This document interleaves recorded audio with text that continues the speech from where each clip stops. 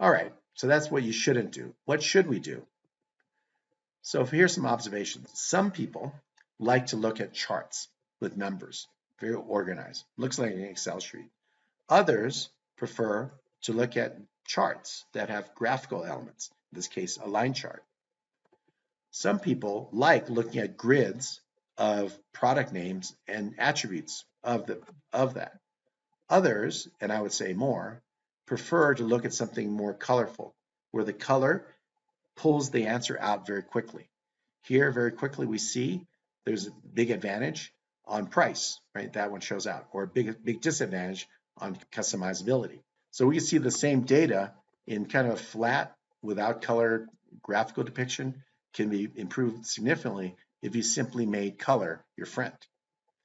The other way that we use all the time in comparing, mostly for competitive analysis, is what we call the stoplight chart, red, yellow, green. We inherently, because we walk on streets occasionally, green is good, red is bad, yellow is watch out, right? So use that immediate reaction we have as humans to then apply it to a competitive analysis, where you see the AutoCAD capability for analog design, etc. Right? So use stoplight charts. The other aspect is on graphics. Here's a graph with no label per se, and there are item numbers that are laid out in a legend. Does Microsoft do that? Yeah. Microsoft is very easy to allow you to select the legend, and you could choose to display it on the right, like here, or display it on the bottom, but that's not the best practice. Here's why. Because legends make it difficult to keep track of the points of emphasis. Like, where is it? What's moving? The better way to do it is to put the label next to the line that it is associated with, and then on the top, tell the message. So the improvement here is that it tells, instead of a generic or no title, it says sales are increasing for scrolls and nerds, but widgets are flat, right? So it gives a message that goes into the brain of the audience, and then you don't have a lot of superfluous things like legends and dots and squares and colors or whatever the legend has. It's just right there, so you can see what it is. It goes scrolls and then the nerds and then the widgets. Here's a fit and finish checklist. And here is make sure that the title delivers a message, not just a generic name. Next is lines are good for time series. Bars imply no implicit order, so that might help you choose one over the other. Watch for the axes, make sure they're labeled, and their logical increments and logical scale and precision. And look at consistent currencies. Don't mix if possible. If we're talking about euros, stick with euros. Stick with dollars or stick with yen, whatever it is. Don't mix from slide to slide. It's too hard to have people remember the measure and the unit of measure. Watch for labeling. Just make sure it's as clean as possible for the viewer. And colors are useful, and use those to highlight, show similarities or differences. And that was the stoplight chart as an example.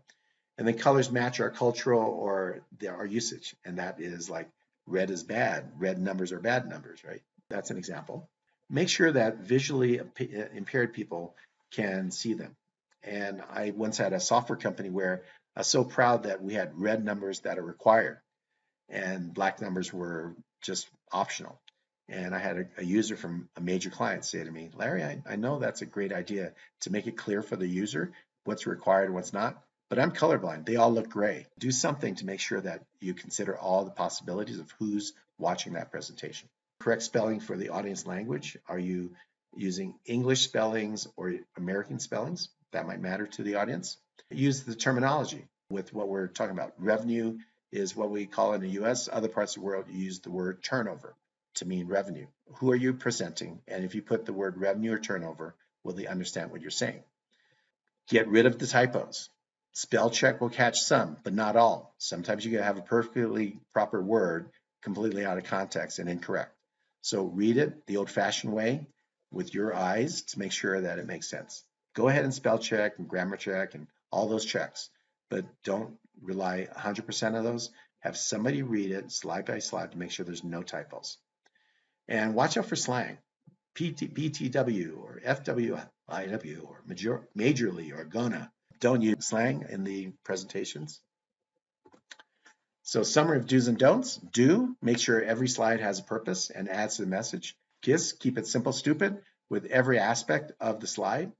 And then graphs and images are useful, just choose them wisely. A whole bunch of don'ts: no generic titles, no Time Magazine, no multiple graph, use videos if absolutely necessary, keep fonts simple, and then keep the attention on you, the presenter, and not the slides. Remember, you're the star of the show.